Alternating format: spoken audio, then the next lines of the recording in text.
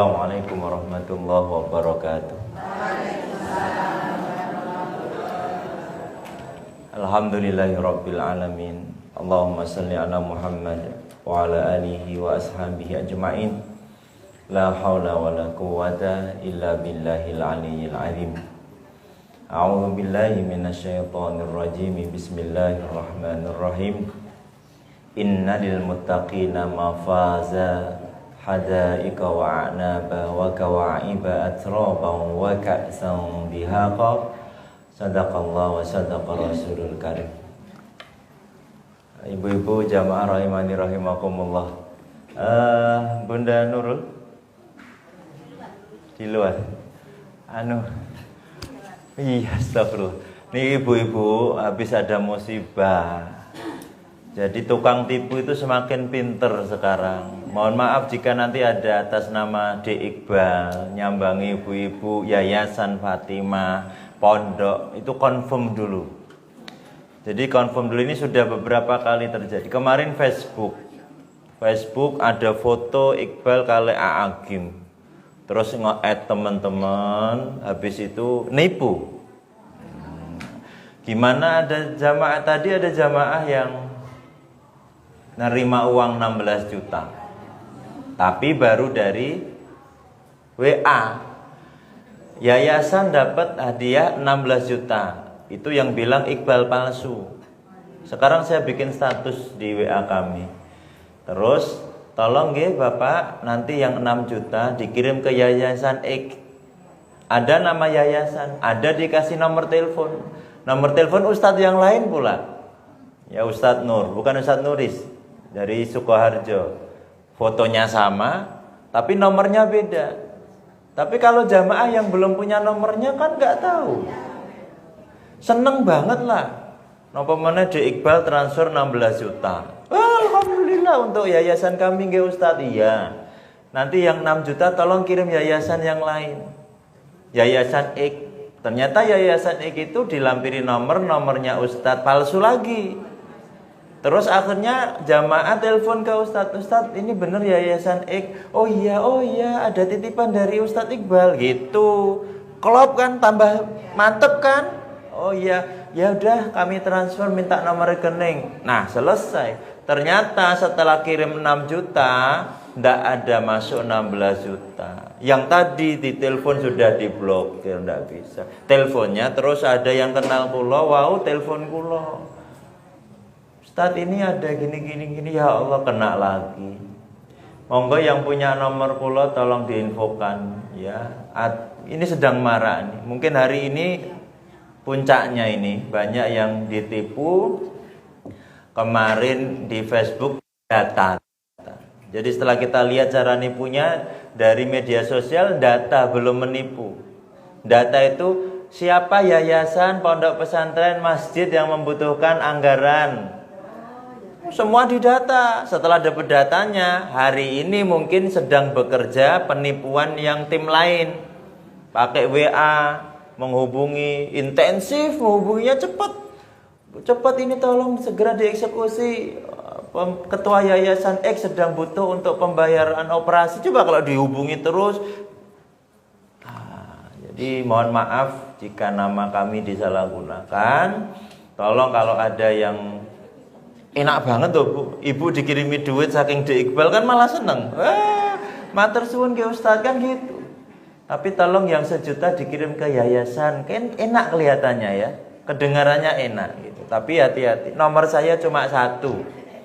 Nomor itu saya pakai untuk semuanya. Jadi saya tidak punya nomor selain nomor yang saya pakai sekarang, ya. Jadi nanti harus konfirmasi dulu kalau ada yang mengatasnamakan Muhammad Iqbal Tantowi. Akun Facebook palsu itu pun lebih ganteng Bu, fotonya lebih apik kayak karo Aagim, kayak fotonya karo tokoh-tokoh gitu kan, semakin seneng orang di-add, di-confirm gitu. Iqbal enggak add Bu. Jadi Iqbal selama ini jarang medsos, kalau butuh saja gitu. Sehingga hati-hati, nek Iqbal itu malah butuh duit, orang ngei duit. Butuh duit untuk yayasan kami sendiri, untuk masjid kami, untuk renovasi. Aneh banget kalau ada orang yang tahu, malah ngei duit ini. Kalau keluarga kami mewakafkan, pasti ke yayasan kami dulu, nggak usah cari yang lain. Wong kita sedang membutuhkan, ya. Renovasi Masjid Raya Fatimah tuh Bu, gede kan masjidnya. Semakin gede masjid, semakin berat operasionalnya. Dan kita sedang butuh dana tuh masjid. Masa Iqbal butuh dana, malah ngei masjid yang lain. Gitu ya ibu-ibu ya, mohon maaf. Terus jadi ketinggalan di kantor tadi. Karena ini episodenya banyak, insya Allah 3 kali pertemuan untuk yang surga neraka.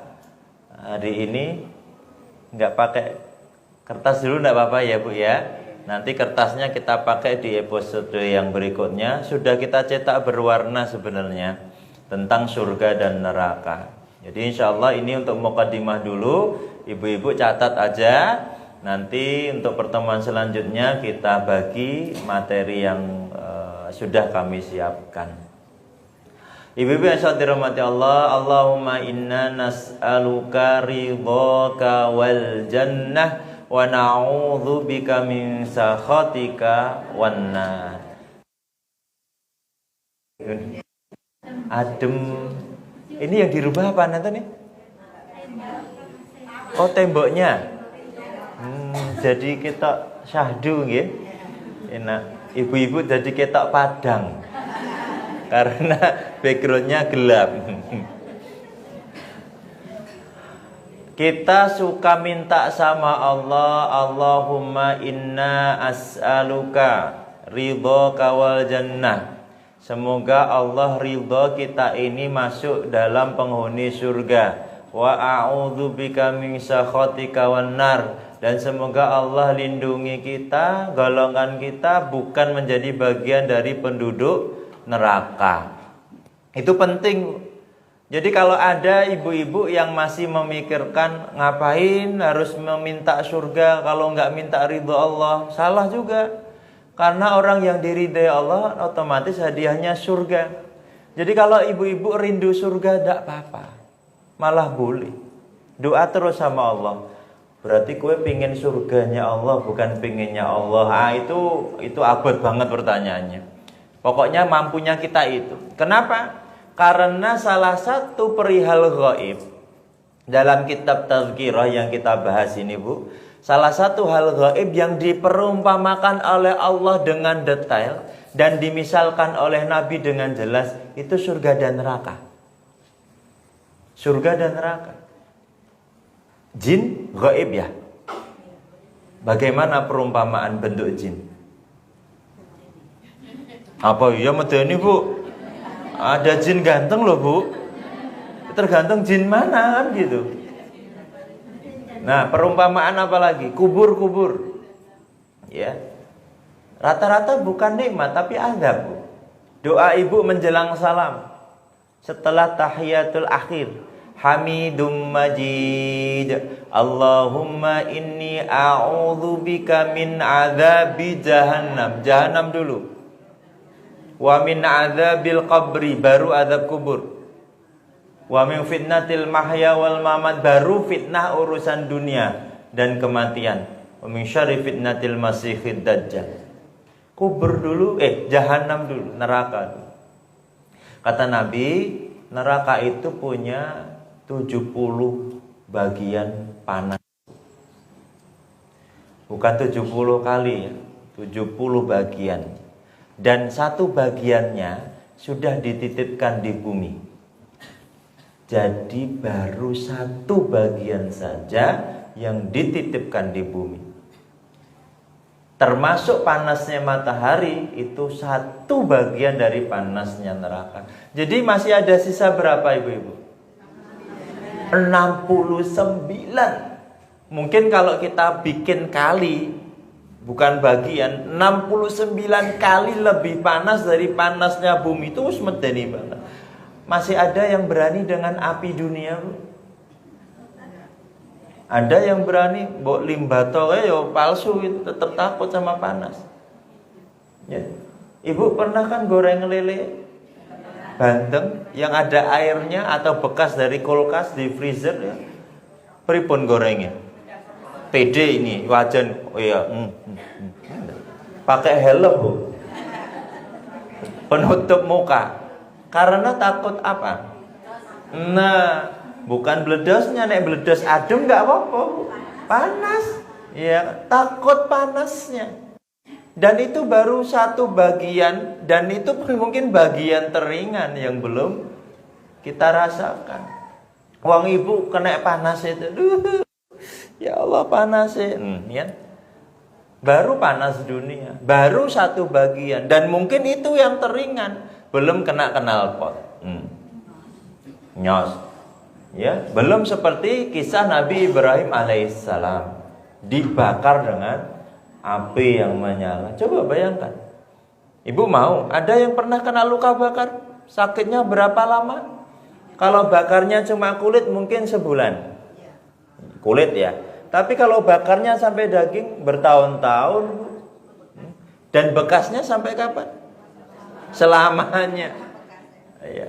Kecuali ibu operasi plastik ya pakai bekas air mineralan plastik banyak itu. Operasi itu di plastik.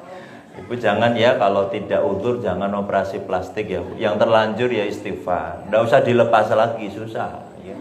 Sing pesek dadak dimancungke itu nggak perlu operasi-operasi gitu. Karena itu bagian dari neraka. Yang diazab itu dulu, karena dianggap Allah tidak mensyukuri ketetapan Allah. Ibu ya, kita ini normal sedaya niki nggih. Asli ya. Lalu kita supaya takut nih, ada penghuni neraka yang menggunakan 2 selop atau sandal, 2 tali. Lalu kaki bagian bawah telapak kaki menginjak bagian dari batu neraka yang panas. Saat menginjak, kata Nabi, maka mendidihlah otaknya. Tuh. Itu kata dia, ini azab yang paling menyakitkan di neraka, kata penghuni neraka. Kata penghuni neraka, ketika dia pakai sandal dengan 2 tali, lalu kakinya menginjak batu panas neraka, mendidihlah otaknya. Itu penghuni neraka bilang, ini azab yang sangat menyedihkan. Apa kata Nabi? Itu adalah siksaan yang paling ringan di neraka. Tuh, kebayang kan? Jadi, ini perihal panas sudah diperumpamakan, sudah dimisalkan, sudah diceritakan. Jadi kita tidak bisa main-main dengan merindukan surga dan minta sama Allah supaya terbebas dari neraka. Kalau merindukan surga, banyak permisalan. Al-Kautsar ya, mengalir di bawahnya sungai-sungai, bersih, jernih. Ada yang jernih, ada yang seperti susu, ada yang khomer, ada apa lagi? Ada yang sungai yang berisikan madu. Ibu bisa membayangkan enggak? Mempraktekkan aja bisa, Bu. Ya. Jadi pengen mencoba nikmat, punya kamar mandi bathtub yang bagus ya. Tahu kamar mandi bathtub ya? Jadi bukan yang kula kok bingung. Yang bathtub atau nyewa hotel sih lah, yang bintang 4 yang ada bathtubnya, semalam berapa ratus ribu. Pengen memisalkan. Terus kula teng susu si Jack itu ya. Tolong si Jack tutup. Kenapa tutup? Semua air susunya tak beli. Terus dituangkan di bathtub. Nah, ibu silakan renang di situ. Kan bisa memisalkan. Ya Allah, bagaimana ini terjadi di surga? Nek mantu kelarangan, melarang banget pirang-pirang botol itu ya. Tapi kita sudah bisa membayangkan bagaimana Allah akan memberikan itu nyata, bisa kita buktikan itu di dunia aja bisa. Apalagi kalau Allah sudah menetapkan. Nah, bagaimana cara kita supaya merindukan surga? Cara yang paling gampang itu sebenarnya satu. Takut sama neraka, selesai. Ada yang rindu surga sama rindu neraka? Tapi ada bercandaan tentang neraka, tidak boleh. Bercandaan tentang mati, hati-hati. Ada artis yang bercanda loh ibu-ibu. Ada kan? Kalimatnya nganyel ki, wah iki nek ning neraka enak koncone akeh, artis kabeh sisan kan gitu. Kalimat itu tuh bahaya ya, walaupun bercanda. Kok neraka kok tinggo gojekan. Wes pokoknya mati ra apa-apa, ning neraka ya ora apa-apa wong kancane akeh, artis kabeh. Lah, ya Allah ya Rabb. Enggak boleh, Bu. Ketakutan kita kepada neraka itu sudah cukup untuk menghantarkan kita untuk merindu sama surga. Cuman harus menjadi orang-orang yang bertakwa. Kelemahan kita itu kan takut karena sedang diuji oleh Allah Subhanahu wa taala. Ketika ibu-ibu berdoa, ya Allah, ibu doa ba'da salat, ada enggak doa untuk masukkan ke jannah?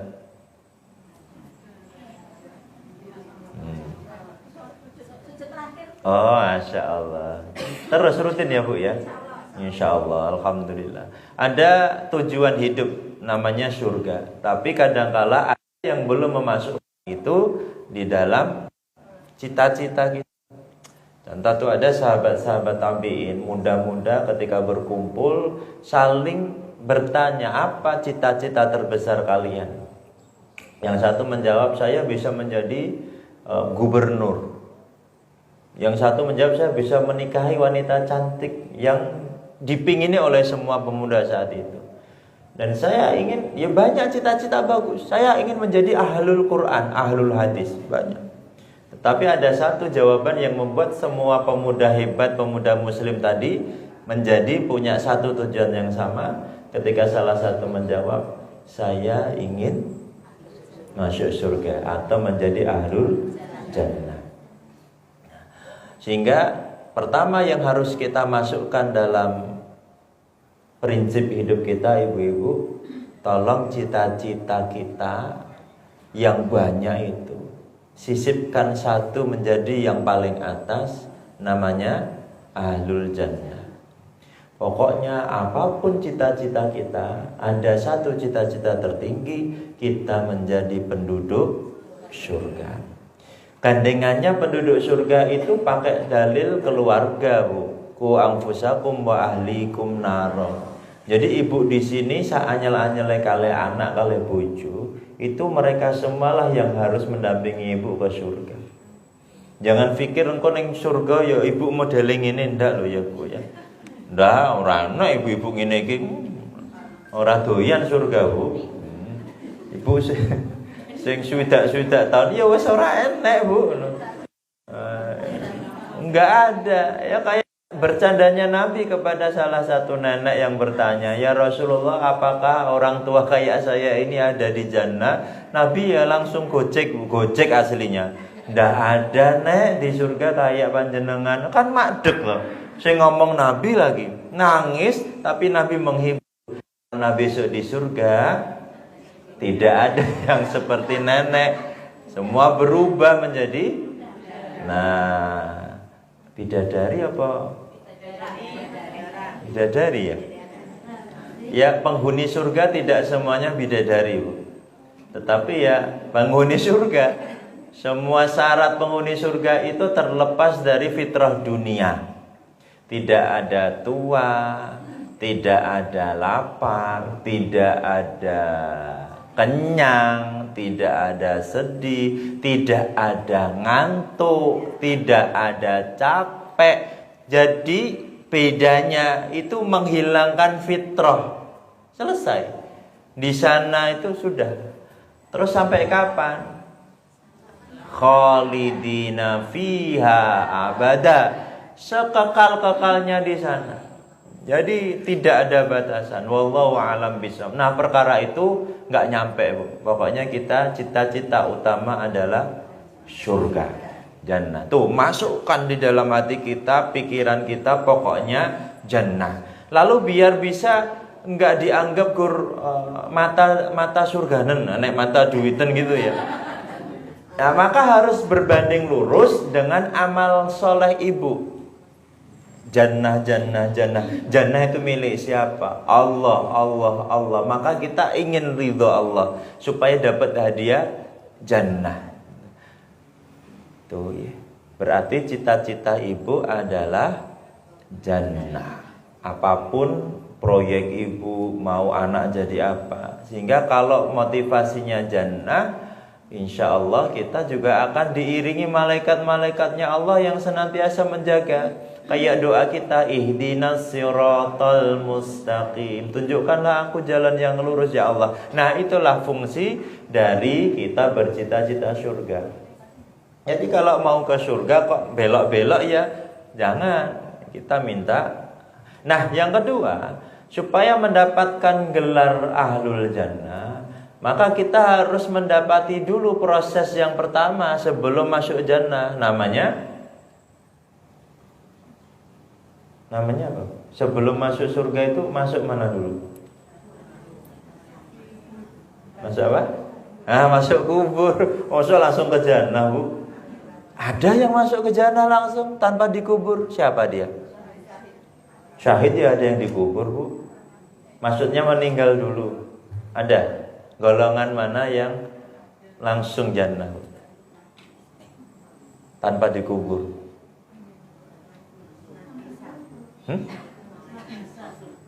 Nabi Isa. Oh iya bener ya, saya nggak kepikiran itu loh.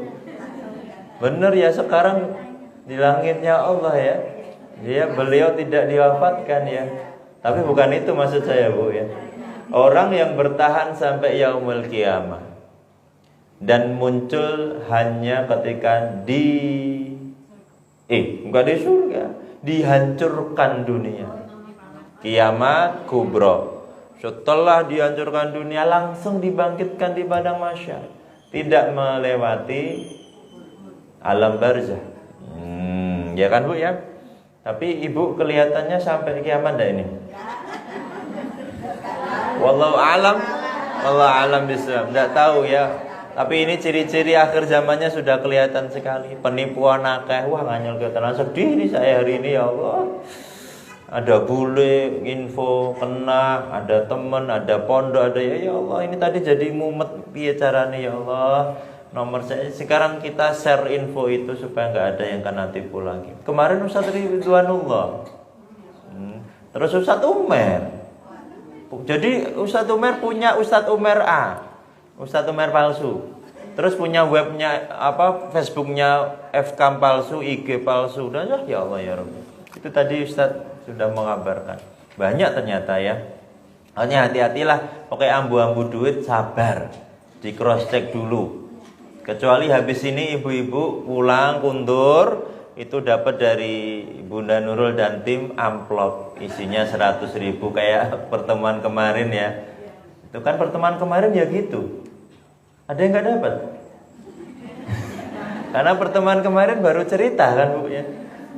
Nah, kecuali memang sudah jelas fakta di depan kita. Bismillah, lanjut. Jadi harus melewati gelar satu dulu, namanya mutmainnah. Mau Siti, Bu Joko, Bu Danu, Bu Anu, Bu. Kalau malaikat manggil mutmain, jenengku, bukan. Tidak ada yang berani menolak panggilan dari malaikat. Dan malaikat memanggil dengan dua nama. Satu nama asli dan satu nama dari Allah. Nama dari Allah disebut dalam surah Al-Fajr. Ya ayyatuhan nafsul mutmainnah irji'i ila rabbiki radiyatan mardiyah fadkhuli fi ibadi. Terakhir apa tuh? Jannati, kata Allah, surgaku. Jadi harus melewati proses yang pertama dulu. Proses menjadi ahlul jannah. Nanti persiapannya ada sendiri. Kalau prosesnya mati dulu ya. Dipanggil dulu mutmainnah. Hai jiwa yang tenang ya. Setelah kita bergelar jiwa yang tenang, maka kita lihat hadis Nabi. Orang-orang yang meninggal dengan cara husnul khotimah itu seakan-akan dia meninggal dari bejana yang dituangkan airnya. Ini air dalam bejana dituangkan, kata Nabi. Air mengalir lembut. Nah, seperti inilah ruh ketika diambil dari jasad seorang yang bertakwa, seorang mukmin, ya, solih solihah, mengalir lembut, gitu. Lalu ketika mengalir keluar ruh dari jasadnya, malaikat Allah pencabut nyawa, ingat bukan hanya satu. Malaikat pencabut nyawa punya tim sukses. Orang berpaslon presiden, wakil presiden, punya tim sukses yang ada bawa kain kafan surga, yang memegangi badan, yang mengambil ruh, yang biasa kita dengar malaikat Israel itu, komandannya itu ya, itu sudah siap semua. Dan roh kita nanti dengan kain kafan surga dibawa ke arsy-Nya Allah, ketemu Allah. Langit pertama, kedua, ketiga, keempat, kelima, keenam, ketujuh. Bu, kita itu baru belajar langit pertama loh ini. Ibu kalau melihat ke atas itu ada langit. Malam-malam kalau nggak mendung ada bintang-bintang. Itu baru langit pertama. Terus kalau ibu buka YouTube, berlangit itu apa? Belum bisa kita masuk ke langit kedua. Padahal di bulan Rajab ini, bentar lagi bulan Rajab ya, ada peristiwa Isra Mi'raj. Subhanalladzi asra bi'abdihi lailam minal masjidil haram dan seterusnya. Itu Nabi itu dari Masjidil Haram ke Masjidil Aqsa, Baitul Maqdis, naik ke langit 1, 2, 3, 4. Nah, yang kita bahas di dunia ini tuh baru langit pertama, nggak selesai. Langit pertama hitungan astronomi itu ribuan tahun cahaya. Itu baru satu langit, Bu. Jadi kalau Allah memisalkan wasari'u ila maghfiratin mir rabbikum wa jannatin arduhas samawati wal ard uiddat lil muttaqin, untuk ibu-ibu yang bertakwa. Itu Allah tuh bilang samawat, langit. Itu bukan langit yang satu ini. Luasnya jannah, kata Allah, samawati wal ard, seluas langit dan bumi. Jangan pikir langitnya bumi ini aja. Langitnya Allah tuh sampai 7. Dan kita baru belajar langit pertama, ndak nyandak. Nggak mampu otak kita. Kita masih di satu galaksi yang kecil namanya Bima Sakti. Kecil karena dari perbandingan dengan langitnya. Galaksi kita tuh besar sekali. Tapi kalau ditempel di langit yang sama, itu jadi kecil. Mataharinya kita tuh matahari kecil, pelan-pelan kecil. Terus ini ada galaksi lagi. Ini baru satu langit, Bu. Sudah kebayang, Bu? Berarti ibu itu neng jero langit gini. Makanya kalau Nabi bersabda tentang malaikat Israfil, ya, terus peniup sangkakala dengan trompetnya yang dari utara, iya itu saya tuh percaya banget. Kalau kepakan sayap malaikat itu bisa menjadikan bumi Allah yo eneng banget. Nah, ternyata kita kayak ini. Bagaimana? Ternyata langit ketika diperkecil sampai ke kita, itu hijaunya langit yang tidak bisa dilihat oleh manusia. Wallahu a'lam bishawab. Wallahu akbar. Itu kita kecil banget, Bu. Enggak kebayang, Bu, ngono kok main kemaki, kemayu, sombong. Ya Allah ya Rabb. Coba nanti buka YouTube, minta tolong anaknya, suaminya, buka YouTube galaksi, langit, itu gimana tuh? Kita itu di mana ketika matahari, bulan, bintang, Neptunus, apapun tuh jenis tuh, ketika diperkecil, ya Allah, kita di mana itu? Makanya kalau dikatakan Nabi seperti debu yang berterbangan, ya benar, kita nggak punya apa-apa, kekuatan apa. Oh, samawati wal ardi uiddat lil muttaqin. Itu baru satu ayat, Bu. Ya. Orang yang suka minta ampun kepada Allah. Oke, kita lewati dulu, lanjut ke hadis tentang kematian orang yang husnul khotimah tadi.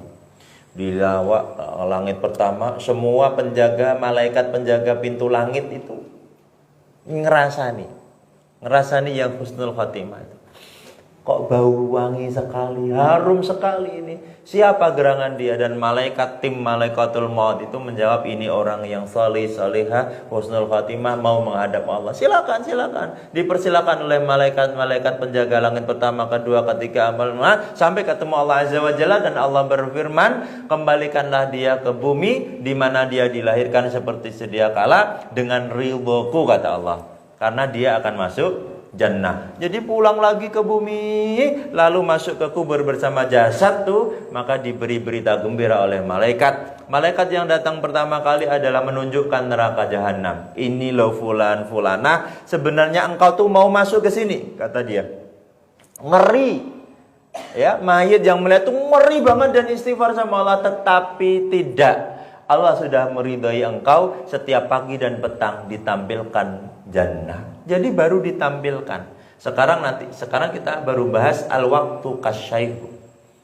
Jadi ketika mayit yang sudah ada di dalam kubur, dalam penantian itu nyaman, nikmat, ditemani nur, bercahaya, namanya Quran, ya. Terus di pagi dan petang ditunjukkan surga, dilapangkan kuburnya. Orang yang dalam keadaan nyaman, enak, nikmat, menunggu waktu itu cepat apa lambat? Cepat, ya. Cepat. Waktunya sama, durasinya sama. Tapi orang yang beriman, yang nikmat meninggalnya, maka menunggu di penantian itu tetap dalam keadaan cepat, nyaman, nikmat. Nah itu al-waqtu kasyaihu, cepat. Terus kebalikannya, ketika orang yang fasik, kata Nabi fasik bu, enggak disebut kafir toh. Mungkin kafir enggak dibahas dalam kematian ini, karena ibu-ibu bukan termasuk orang kafir gitu loh. Kecuali meninggalkan sholat dengan sengaja. Gitu. Kata Nabi, orang tahu ini hukum sholat kok meninggalkan dengan sengaja, dia kafir, sudah keluar dari Islam. Tapi kan kita enggak enak ngomong orang Islam, kowe kafir, enggak bisa kan? KTP ku Islam kan mesti gitu. Banyak teman-teman kita yang Islam tapi enggak sholat. Banyak bu, tugas ibu-ibu bukan tugas yang ngomong gini dong. Tetangga ibu coba disantuni, dikasih kenikmatan dunia, tapi dikasih tahu sholat, surga, neraka. Penting itu ibu-ibu. Kecuali orang yang meninggalkan sholat dengan sengaja, itu tidak dibahas, pokoknya kafir. Tapi Allah, Rasul bilang fasik. Orang yang punya ciri-ciri fasik itu satu nih, sudah tahu haram tapi tetap dilakukan walaupun dia Islam. Tuh, suka menggunakan hal-hal yang subhat. Fasik tuh. Wes meragukan ijik diyakini terus gitu. Oh, bener ora ya? Rapopo enggak. Makan yang meragukan, baik sumbernya maupun makanannya. Fasik dalam surah Al-Maun, orang yang suka melalaikan sholatnya. Jadi ini bukan yang meninggalkan loh bu ya, lalai loh. Lalai itu ya Allahu Akbar, badalai was ngasar, seakan-akan orang terima nih adzan datang. Itu termasuk sudah dalam kategori lalai. Anyal karo muadzine terusan. Wah adzane cependa ya. Hati-hati, termasuk fasik. Lalu bagaimana ciri-ciri orang yang meninggal kata Nabi? Fasik tuh, su'ul ya. Apa? Seperti domba. Ini sudah sering kami sampaikan. Tahu domba bu, yang bulunya lebat, terus kena udan, terus bulunya kan lengket-lengket ya. Jadi bulu seperti domba yang berbulu lebat, basah dan diikat dengan ranting berduri, lalu ditarik dengan keras sehingga terlepas kulit dari dagingnya. Itu permisalan kata Nabi, orang yang fasik diambil ruhnya oleh malaikat maut. Jadi dipanggil dengan nama yang tidak menyenangkan. Jeneng Iqbal ya dibentak, astagfirullahaladzim, fulan gitu. Kaget, seperti enggak siap ketika dipanggil oleh malaikat. Gitu. Lalu berbau busuk kata Nabi. Setiap pindah langit pertama dan kedua itu ditolak sama malaikat-malaikat penjaga pintu langit. Ini siapa? Baunya lebih busuk dari bangkai kata mereka. Itu mayit yang fasik. Ditolak sampai arsy-Nya Allah suruh kembalikan ke bumi seperti sedia kala dia dilahirkan dan kabarkan dia menjadi penduduk neraka. Jadi ketika menunggu di kubur ya, ditampakkan surga. Tersenyum dia mayat melihat surga. Tapi kata malaikat, karena engkau maksiat, fasik, kufur kepada Allah, maka ditampakkanlah setiap pagi dan petang neraka. Tersiksa dia. Dan siapa yang menemani dia di kubur? Bukan Nurul Quran, bukan. Tetapi malaikat maut yang menakutkan, yang setiap dia memukulkan satu bilah besi. Besi itu yang bisa angkat cuma malaikat itu. Dan malaikatnya itu buta. Memang tugasnya untuk nyiksa.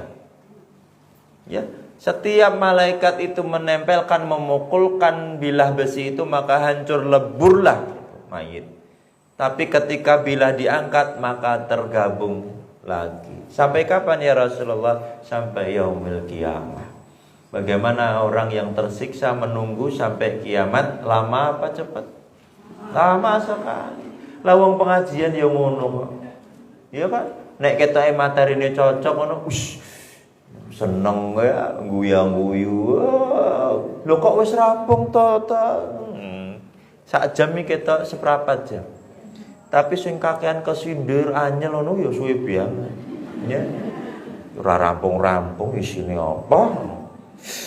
Suwe mentah ada kan begitu. Kalau nikmat terasa cepat, kalau susah terasa.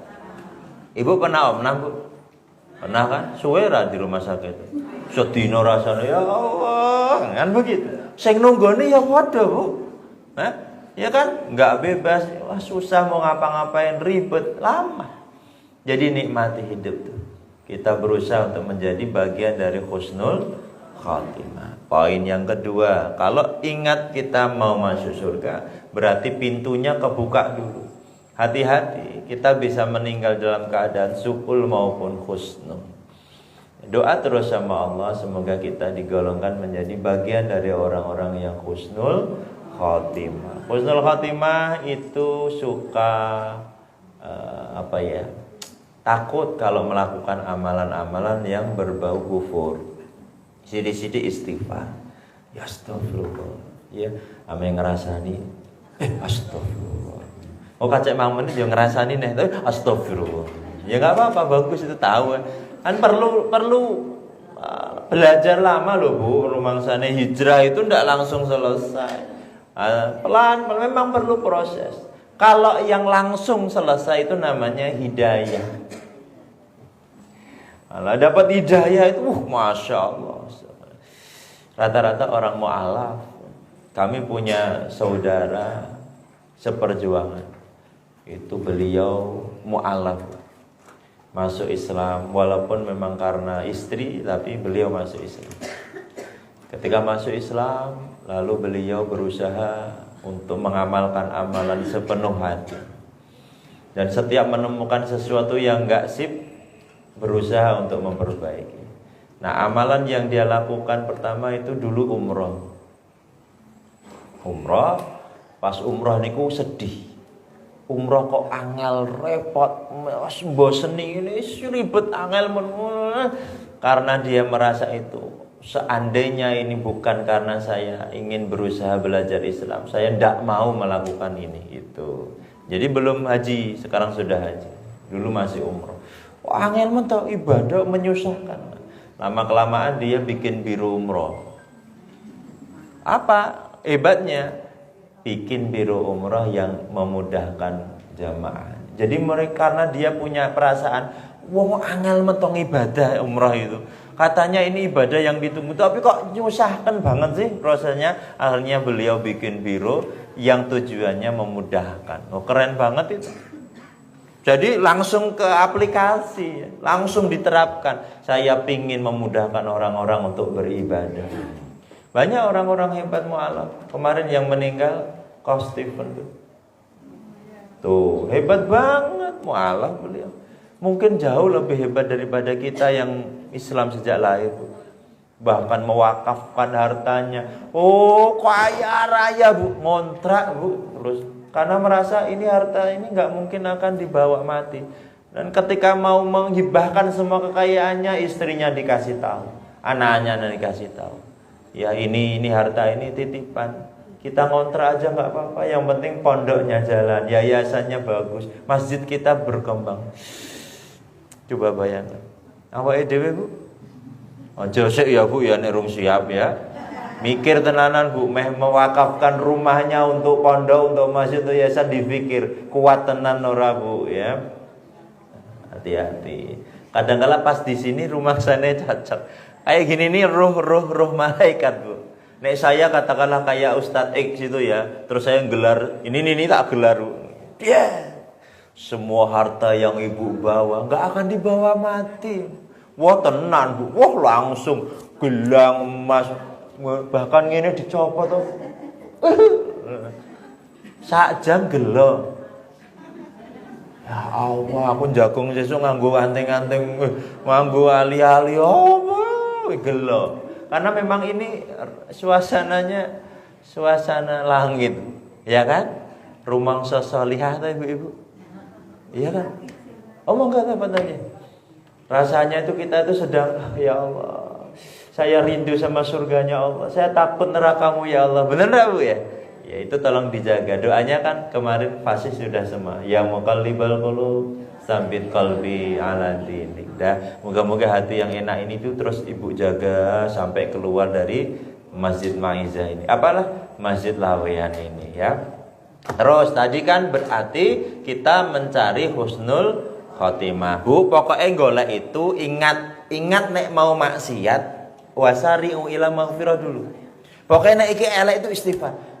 Takutnya saat kita melakukan kemaksiatan itu tuh diambil oleh Allah, ya kan? Sidik wae itu. Ghibah itu maksiat bukan? Ghibah paruma bakso keselak. Meninggal husnul apa su'ul? Sekecil itu kita tetap hati-hati.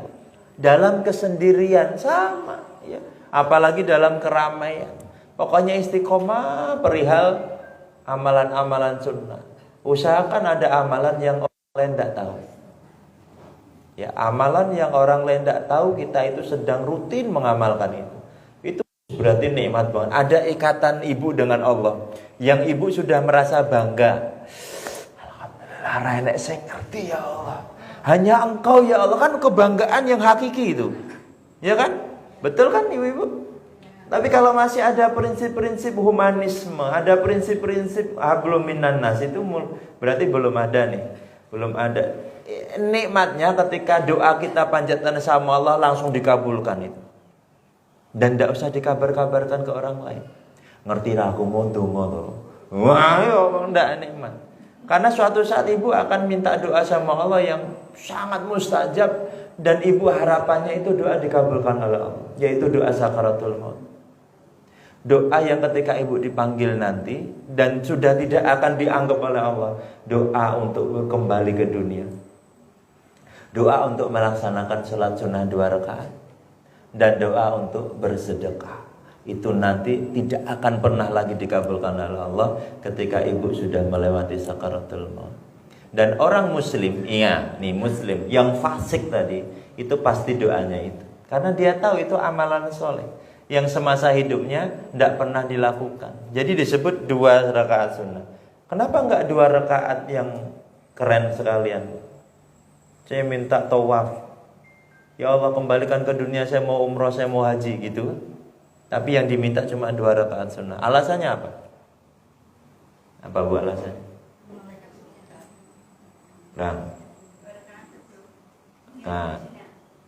Oh itu rakaatul fajri ya? Apa Bu? Alasannya adalah itulah amalan yang sangat ringan di dunia, tetapi jarang kita utamakan sebagai bentuk amalan terberat dalam timbangan amal. Jadi kita tuh masih nyepelek kayak 2 rakaat sunnah, gitu loh maksudnya. Boleh sholat sunnah taubat. Yang kedua karena kita mau taubat sama Allah, lalu melaksanakan 2 rakaat sunnah. Ya Allah, saya mohon maaf, tapi kata Allah sudah terlambat. Lalu kenapa sedekah? Ya karena itu amalan yang sebetulnya ringan sekali, tapi jarang kita bikin istiqomah. Hanya saat-saat tertentu. Saat kita punya hajat, saat kita punya masalah, bala, terus kita sedekah, doa sama Allah. Ya Allah, ini mudahkanlah urusan saya. Saat kita lapang, padahal Allah bilang sarra wa dharra, baik lapang maupun sempit, dua-duanya dilakukan. Tapi kita rata-rata saat lapang. Pas sempit kenapa Anda ingat sama Allah? Ingatnya cuma doa kan biasanya. Ya Allah, mudahkanlah urusan saya. Tetapi urusan saudara kita yang lain enggak kehitung. Seberat-beratnya urusan ibu, apakah ada masih yang lebih berat dari ibu? Ketika kita mikirkan itu berarti masuk golongan anfa'uhum linnas, yang bermanfaat untuk manusia yang lain. Kalau sudah bermanfaat, Allah akan mudahkan urusannya. Kenapa itu minta balik ke dunia? Kenapa minta sholat 2 rakaat? Kenapa minta bisa bersedekah? Nah sekarang masih ada kesempatan yang 2 rakaat sunnah, jadikan itu istiqomah. ada duha, ada qobliyah ba'diyah, ada raqatal fajri, ya toh? Banyak. Ada salat lail minimal 2 rakaat. Mosok 1 rakaat langsung witir ya Bu ya. Ya 2 rakaat sik lah gitu. Dua itu menjadi istiqomah kan, masya Allah. Insya Allah sakit ya Bu ya. Nah itu ada diagramnya, nanti diagram hidup ya, dunia. Nah, ada kotak dunia, lalu bercabang Bu ke kanan dan ke atas. Su'ul khotimah, husnul khotimah. Terus ada yang di tengah-tengah. Terus ada an-naru, ada jannat. Nah ini kita bahas. Setiap diagram kotak itu ada bagian-bagiannya. Itu sudah kita cetak tapi belum dibawa. Jadi yang hari ini ikut, bulan depan ikut supaya dapat materinya itu, tinggal Ibu tambah catatan di samping-sampingnya, di belakangnya. Ini dalilnya apa, yang ini dalilnya apa. Nah kita lanjutkan di pertemuan selanjutnya gitu ya. Apakah kita sudah masuk ke ciri-ciri yang lebih dekat ke nar apa yang ke jannah? Ya itu bisa kita nilai nanti di saat pertemuan selanjutnya. Ya ternyata aku ini. Karena perasaan itu namanya muhasabah. Ya ayyuhalladzina amanu taqullaha wal tanzur nafsum ma qaddamat lighad. Karena kita sudah melakukan, Bu. Pasti Ibu tahu saya itu condong ke sini, apa condong ke sini dengan ciri-ciri itu. Apakah kita sudah mempersiapkan istiqomah yang baik, apa istiqomah yang buruk? Apakah saya punya perilaku yang rutin dilakukan karena hanya merasa Allah Maha Pengampun, atau karena kita minta ampun karena Allah Maha Pengampun? Itu beda. Ada loh orang yang maksiat itu karena tahu Allah ini Maha Pengampun, ya Allah, aku tak nyolong sidik tok ya Allah, habis ini saya mau minta ampun. Ada yang begitu. Terus naik level lagi, ciri yang berikutnya, ada yang disentuh Allah sedikit itu langsung ingat mati, ingat neraka. Ada yang kudu disentuh sampai iya baru ingat. Ada loh ibu yang pusing sini langsung, kone aku mati biaya ya Allah loh, lagi mau medak loh.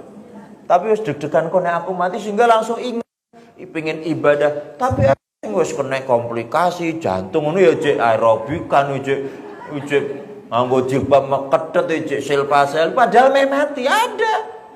Jadi levelnya beda-beda. Nanti ibu bisa mengkategorikan, oh saya insya Allah izin nih, oh rada aman gini rada aman. Ya enak. Ada nanti banyak faktor, apalagi ibu-ibu. Dulalah akeh banget materi ini khusus ibu-ibu. Engko enek sing materi dandan, berpakaian, berlisan, taat suami, mendidik. Wah kayak tenan Bu ibu-ibu. Medeni banget kuwi hitungane. Durung mengke nek lunga pengajian pamite karo bojo nek wis mulih. Lah itu ya salah. Pamite itu sekarang mau berangkat pamit. Ora neng Bu, iki lagi pengajian, Pak. Bukan. Banyak sekali untuk ibu-ibu. Jadi bagian untuk bapak-bapak itu beda karena simple. Ya, lebih kepada pemimpin, cuman lebih abot pertanggungjawabannya. Sing ibu-ibu iki akeh tenan Bu cabang ibu. Durung ini. Ya Allah ya Rabbi. Nah, nanti kita bahas lewat materi. Wallahu a'lam bishawab. Terus yang terakhir Bu, titip nggih yang punya info atau ada yang tanya itu kok banyak banget pagi itu tadi. Beberapa masjid kena, mugi-mugi sudah reda dan insya Allah yang ada nomor pula bisa mengkabarkan ke yang lain. Loh.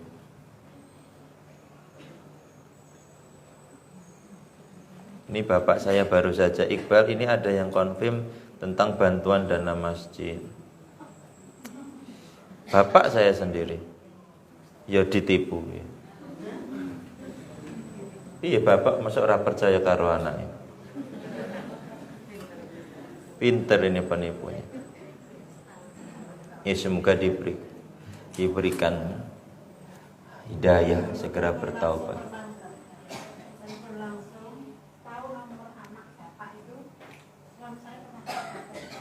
Lagi kok pinter-pinter men gitu.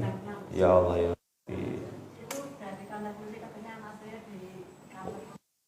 Nggih, ngantek suarane saged mirip, Bu. Saya pernah itu, Bu. Ini saya pernah sampai di telepon baris krim apa tuh macam-macam, anti teror juga. pas ngisi di Masjid Jami Mojosongo. Wah, bener orang tua sampai deg-degan di telepon nggak bisa. Iki piye to, katanya ditangkap karena narkoba. Kula ditangkap karena narkoba. Lah piye wong saya pas tablik akbar, HP nggak dibawa, di telepon mati ini malah yang ada telepon masuk, ada suara.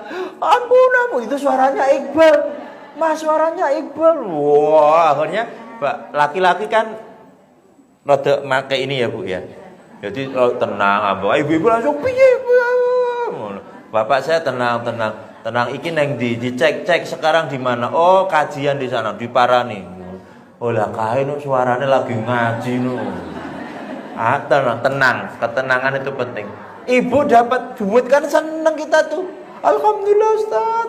Ya yang 2 juta dikirim ke sana. Delalah rekening ibu ada 2 juta. Piye? Langsung kirim 2 juta. Bareng dicek, loh, kontak duitku lah, kontaknya 10 juta mana? Wes nggak bisa diusut. Bu, ini sudah sering Bu, kita mau blokir rekening itu mereka buka lagi. Teleponnya suaranya ya podo kabeh mirip-mirip. Wong Timur Tengah, kok Timur Tengah? Orang mana tuh, Pak? Orang non Jawa lah, sing ngomong angger kok nek wis anyel lagi misu-misu itu. Ya, kita dihindarkan dari hal-hal yang demikian. Sehat semua ibu-ibu ya. Alhamdulillah. Pon rampung Bu. Ada yang ditanyakan? Monggo Bu. Nah. Bismillahirrahmanirrahim. Monggo Bu. Ya 2 lagi nggih. Nggih. Nggih. Duha itu ada 3 tahapan. Nggih. Awal, tengah, sama. Nggih, betul. Nah, itu batasnya awal itu dengan syuruk itu berapa? Ini khilafiyah Bu. Syuruk itu kan nama sholat. Ini saya ambil pendapat yang saya lakukan ya Bu. Syuruk itu nama sholat yang dilakukan di awal duha. Awal masuknya waktu duha. Kenapa disebut syuruk? Karena kami melakukannya menunggu sampai syuruk. Ibu bersolat subuh, ya ini yang paling gampang dipahami. Nanti ada perbedaan pendapat, tidak apa-apa Bu. Ya, ibu bersolat subuh masak, goreng, nyapu, terus ngerti suaminya yang dari masjid itu mungkin nggak di masjid, musola ibu tahu ya. Terus sholat, namanya sholat syuruk. Nah, terus ibu ambil wudhu, melu-melu sholat. Ibu itu sholat duha namanya. Di awal waktu. Nah, syuruk itu ada prosesnya Bu, ada paketnya. Apa? Ba'da sholat subuh, duduk di tempat sholat, tidak kemana-mana. Kalau batal wudhu, kembali lagi, terus zikir, baca Quran, dan tidak ada sholat sunnah setelah subuh. Jadi nggak boleh sholat. Ya, yes, zikir, menunggu waktu. Lalu datang tiba permulaan duha, habisnya waktu untuk sholat subuh. Betul menyingsing, betul muncul itu matahari, sudah panas maka muncul syuruk. Lalu saya berdiri, Allahu Akbar. Itulah yang disebut sholat duha di awal waktu atau syuruk. Jadi yang habis sholat subuh wis melancar kemana-mana, jadi driver Gojek, terus mau masuk sholat duha di awal, ya duha. Ya Bu ya, sholat duha. Lalu kapan berakhirnya? Menjelang waktu ibu-ibu yakin datang duhur. Tapi ojo sing ngaji-ngaji terus sholat duha ya di batas waktu kena siang Bu. Jadi ibu duhur jam 12, jam 11 boleh duha enggak? Boleh gitu ya. Tapi kita batasi ojo mepet-mepet menjelang duhur banget gitu loh. Artinya kenapa? Kalaupun karena uzur ya boleh jam 11 seperempat. Ya Allah aku urung duha lali, sholat tidak apa-apa. Tapi kalau ingin menjadikan keistiqomahan ibadah, ya sudah dilakukan dong di awal-awal aja. Bahkan ada kebiasaan baik sebelum beraktivitas, sebelum pengajian, sebelum tindak. Pokoknya sudah terang, saya dari rumah mau duha dulu. Oke, setelah itu mau ditambah boleh. Ibu mau di masjid ini, Masjid Lawean kan, habis pengajian rampung, masih ada waktu nih duha. Boleh duha. Ngaten Ibu ya? Kalau pas syuruk, nunggu syuruk itu kita ngaji zikir. Itu diajak ngobrol temen boleh. Tidak apa-apa. Tidak batal. Apanya yang batal? Yang Lah kan ngomong kebaikan nek ngomong ngerasani imam lah itu ya tetap tidak membatalkan sih. Itu lebih ke adab. Tetap adab ya. Kita masih dalam posisi menunggu syuruk namanya. Ibu mau ngapain aja boleh, yang penting tidak maksiat ya, yang tidak diridhoi Allah, monggo tafadhol. Saya kadang-kala menjadwal, Bu. Iki kok ngene karo nomor telepon. Kok piye? Ya wes alhamdulillah, terus buka WA. Sosok kan sering dikritik sama panitia. Ustaz kok lali toh, ini seharusnya iya itu pas kayak ngono itu enak banget. Jadi ba'da subuh itu mungkin itu di kepala fresh. Ingat KB bisa mengatur jadwal. Boleh itu bebas baca. Harus di masjid, kemudian bolehkah kita duha itu duha awal, tengah dan terakhir itu boleh diulang duhanya 3 kali terus. Di waktu yang sama. Ya di waktu yang sama tetap di satu waktu. 3 kali.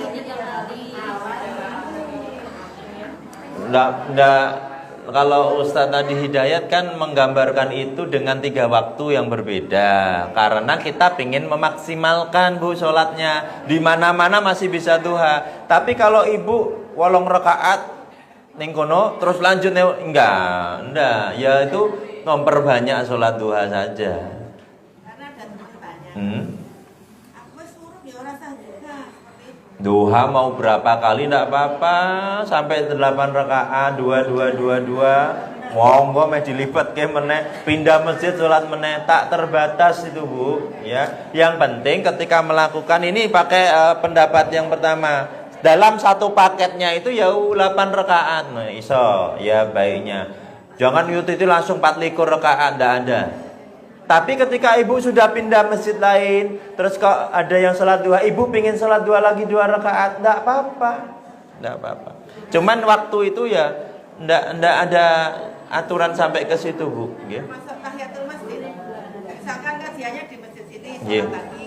Yeah. Di masjid sholat Beda niat, tapi boleh disatukan. Ya, sholat tahiyatul masjid ya sendiri, bukan duha itu namanya. maksud anaknya kan kajiannya di masjid. Ya. Nanti sholat tahiyatul masjid. Mm-mm. Nanti pindah lagi di masjid Bukhor, di sholat. Tahiyatul masjid lagi, enggak apa-apa. Tahiyatul masjid kan salat sunnah untuk penghormatan kepada masjid yang kita tempati. Safar tuh Bu, kami ini ibu besok umroh Bu. Umroh masuk raudhah, ke pas ba'da asyr. Mau salat sunnah apa coba? Maka salat sunnah yang bisa dilakukan apa? Tahiyatul masjid gitu. Jadi mau pindah masjid manapun enggak apa-apa, tahiyatul masjid. Ya wa iyyaki wa fikum barakallah. Nggak mau sholat di karena penghormatan untuk masjid itu cara terbaik aman, khususnya di raudhah ya Bu ya. Di masjid-masjid sini ya jaga kondisi, takutnya ada orang yang melihat kan, loh kok Ibu Siti nyai kok sholatnya bareng asar, takutnya itu menjadi fitnah, artinya malah jadi pendapat dan lain sebagainya. Kita pahamlah cara wong sholat sunnah kan banyak banget ya. Sampun apa dilanjutkan lagi? Ini ki Ibu kasihan Bu. Nggih. Bu nanti yang mau tanya lagi di WA aja ben do ngerti nomere ora enek pemalsuan meneh. Waalaikumsalam warahmatullahi wabarakatuh. Nggih. Orang yang lainnya tadi nyawanya waktu di akhir seperti air yang mengalir. Padahal masih ada juga dijajarkan walaupun Sakit. Nah, itu namanya perumpamaan dari Nabi supaya kita mengarah ke sana, Bu. Ya, nanti ada hadis, wong Nabi aja posisi orang yang dimuliakan oleh Allah Azza wa Jalla. Tapi ada kata beliau ketika bertanya sama malaikat Israil, sakit. Kalau tahu sakaratul maut sakitnya seperti ini, apa kata Nabi sama malaikat Israil?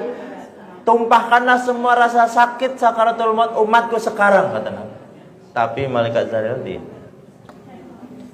Jadi itu perumpamaan supaya kita itu betul. Ada yang tanya gitu, saya nggak enak menyampaikan sakaratul maut itu menyudutkan, menyakitkan, dan tapi kita harus mengkabarkan orang yang husnul khatimah itu dalam keadaan yang terbaik. Karena tidak ada orang yang bisa menerangkan selain Nabi. Ada di antara kita ada yang bisa menerangkan, meninggal gue enak banget loh, sakaratul maut. Ya wong rum pernah kan? Maka kita mengambil perumpamaan dan kita berusaha untuk memasukkan perumpamaan yang nikmat ketika sakaratul maut supaya termotivasi. Bismillah ya Allah, saya jadikan orang karena tahu yang menyakitkan seperti itu. Ngoten Bunda. Insyaallah. Wallahu a'lam bishawab. Cekap nggih. Mengke nyuwun panitia nomor untuk konsultasi.